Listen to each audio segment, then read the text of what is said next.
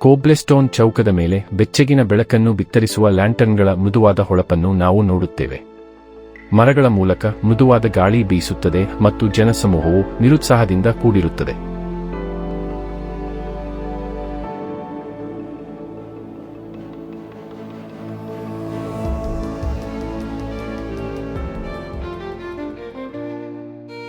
ಬೆಟ್ಟಗಳ ನಡುವೆ ಇರುವ ಶಾಂತ ಪಟ್ಟಣದಲ್ಲಿ ಹಳೆಯ ಸಂಗೀತಗಾರ ಪ್ರತಿದಿನ ಸಂಜೆ ದೀಪಸ್ತಂಭದ ಕೆಳಗೆ ಕುಳಿತುಕೊಳ್ಳುತ್ತಾನೆ.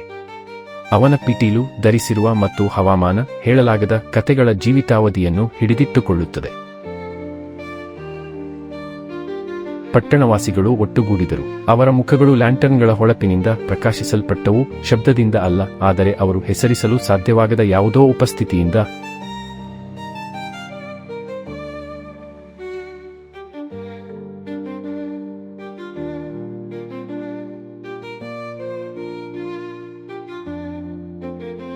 ಸುಮಾರು 7 ವರ್ಷ ವಯಸ್ಸಿನ ಚಿಕ್ಕ ಹುಡುಗಿಯೊಬ್ಬಳು ಸ್ಟಫ್ಡ್ ಕರಡಿಯನ್ನು ಹಿಡಿದುಕೊಂಡು ಮೌನ ಸಂಗೀತಗಾರನನ್ನು ಕುತೂಹಲದಿಂದ ನೋಡುತ್ತಾಳೆ.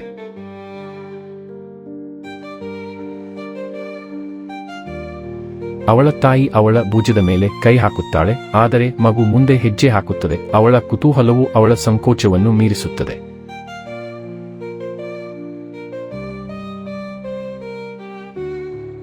ಜನಸಂದಣಿಯಲ್ಲಿ ಒಂದು ಮಗು ಇತ್ತು. ಅವಳ ಪ್ರಪಂಚವು ಇನ್ನೂ ಆಶ್ಚರ್ಯದಿಂದ ತಾಜಾವಾಗಿದೆ. ಅನುಭವಿಸಲು ತಮ್ಮ ಕಣ್ಣುಗಳನ್ನು ಮುಚ್ಚಿದ ವಯಸ್ಕರಂತಲ್ಲದೆ ಅವಳು ವಿಶಾಲವಾದ ಪ್ರಶ್ನಿಸುವ ಕಣ್ಣುಗಳಿಂದ ನೋಡುತ್ತಿದ್ದಳು. ಚಿಕ್ಕ ಹುಡುಗಿ ಸಂಗೀತಗಾರನನ್ನು ಕೇಳುತ್ತಾಳೆ, ಮಿಸ್ಟರ್, ಯಾರು ಸಂಗೀತವನ್ನು ಕೇಳದಿದ್ದರೆ ನೀವೇಕೆ ಆಡುತ್ತೀರಿ? ಜನಸಮೂಹವು ಸ್ವಲ್ಪ ಮಟ್ಟಿಗೆ ಬದಲಾಗುತ್ತದೆ. ಕೆಲವರು ನಗುತ್ತಿದ್ದಾರೆ, ಇತರರು ಮಗುವಿನ ಪ್ರಶ್ನೆಯ ಬಗ್ಗೆ ಕುತೂಹಲದಿಂದ ಕೂಡಿರುತ್ತಾರೆ.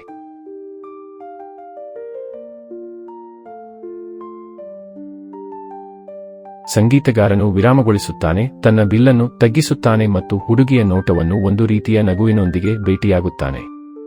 ಸಂಗೀತಗಾರ ಉತ್ಸಾಹದಿಂದ ಉತ್ತರಿಸುತ್ತಾನೆ, ಆದರೆ ಸಂಗೀತವು ಕೇಳಿಸುವುದಿಲ್ಲ ಎಂದು ಯಾರು ಹೇಳುತ್ತಾರೆ? ಹತ್ತಿರ ಬನ್ನಿ, ನಾನು ತೋರಿಸುತ್ತೇನೆ.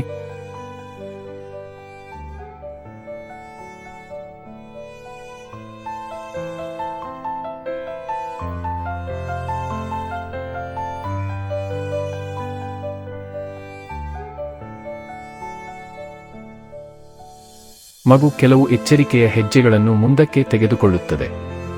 ಸಂಗೀತಗಾರ ಅವಳನ್ನು ತನ್ನ ಮುಂದೆ ನೆಲದ ಮೇಲೆ ಕುಳಿತುಕೊಳ್ಳುವಂತೆ ಸನ್ನೆ ಮಾಡುತ್ತಾನೆ. ಅವನು ಮತ್ತೆ ಆಡಲು ಪ್ರಾರಂಭಿಸುತ್ತಾನೆ. ಅವನ ಬಿಲ್ಲು ನಿಧಾನವಾಗಿ ಉದ್ದೇಶಪೂರ್ವಕ ಚಾಪಗಳಲ್ಲಿ ಚಲಿಸುತ್ತದೆ. ಸೂಚನೆಯಂತೆ ಮಗು ತನ್ನ ಕಣ್ಣುಗಳನ್ನು ಮುಚ್ಚುತ್ತದೆ.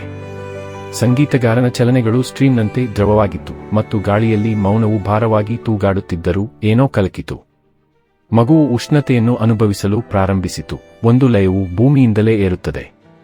ಪುಟ್ಟ ಹುಡುಗಿ ಕಣ್ಣು ತೆರೆದು ಪಿಸುಗುಟ್ಟುತ್ತಾಳೆ.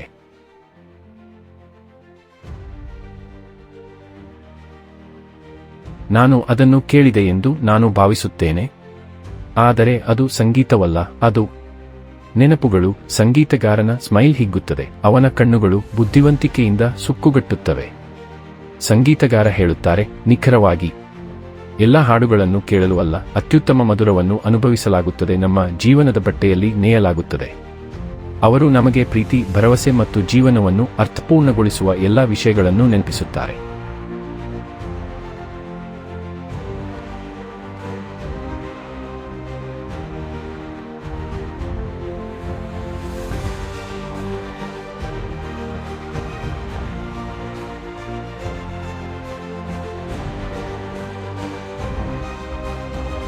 ಮಗು ಒಬ್ಬನೇ ಅಲ್ಲ, ಊರಿನವರು ತಮ್ಮೊಳಗೆ ಮೂಕ ಮಧುರ ಕಲರವವನ್ನು ಅನುಭವಿಸಿದರು.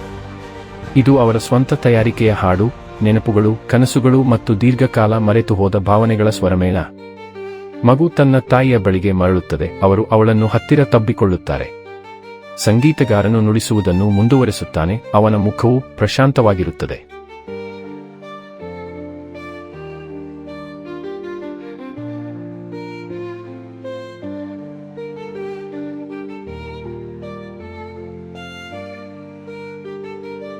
ರಾತ್ರಿ ಆಳವಾಗುತ್ತಿದ್ದಂತೆ ಜನಸಮೂಹವು ಚದುರಿಸಲು ಪ್ರಾರಂಭಿಸುತ್ತದೆ. ಅವರ ಮುಖಗಳು ಹೊಸ ಶಾಂತತೆಯಿಂದ ಬೆಳಗುತ್ತವೆ.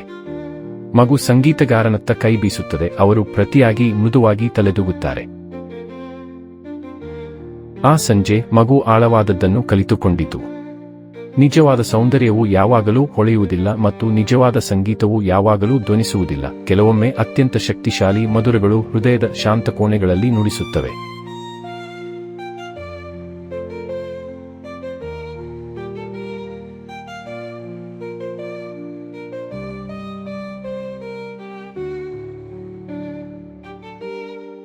ಮರುದಿನ ಬೆಳಿಗ್ಗೆ ಚೌಕವು ಖಾಲಿಯಾಗಿದೆ, ಆದರೆ ಮಧುರ ನೆನಪು ಗಾಳಿಯಲ್ಲಿ ಉಳಿಯುತ್ತದೆ.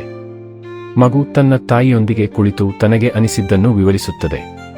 ಚಿಕ್ಕ ಹುಡುಗಿ ತನ್ನ ತಾಯಿಯನ್ನು ಕೇಳುತ್ತಾಳೆ, ಅಮ್ಮ, ನಮ್ಮೊಳಗೆ ನಮ್ಮೆಲ್ಲರ ಹಾಡುಗಳಿವೆ ಎಂದು ನೀವು ಭಾವಿಸುತ್ತೀರಾ? ತಾಯಿ ನಗುತ್ತಾ ಹೇಳುತ್ತಾರೆ, ನಾವು ಸ್ವೀಟಿ ಮಾಡುತ್ತೇವೆ ಎಂದು ನಾನು ಭಾವಿಸುತ್ತೇನೆ. ನಾವು ಕೇಳಲು ಕಲಿಯಬೇಕಾಗಿದೆ.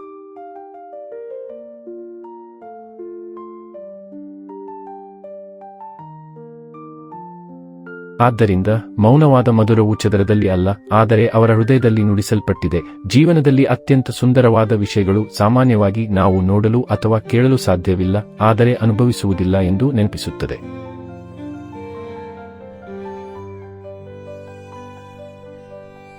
ಕಲಿಯಬೇಕಾದ ಪಾಠ. ಜೀವನದಲ್ಲಿ ಎಲ್ಲಾ ಸೌಂದರ್ಯವನ್ನು ನೋಡಲು ಅಥವಾ ಕೇಳಲು ಅಲ್ಲ ಎಂದು ಕತೆ ನಮಗೆ ಕಲಿಸುತ್ತದೆ. ಅದರಲ್ಲಿ ಕೆಲವು ಅನುಭವಿಸಲು ಉದ್ದೇಶಿಸಲಾಗಿದೆ. ನಿಜವಾದ ಸಂಪರ್ಕ, ಪ್ರೀತಿ ಮತ್ತು ಅರ್ಥವು ಸಾಮಾನ್ಯವಾಗಿ ನಮ್ಮೊಳಗಿನ ಶಾಂತ ಸ್ಥಳಗಳಲ್ಲಿ ಇರುತ್ತದೆ.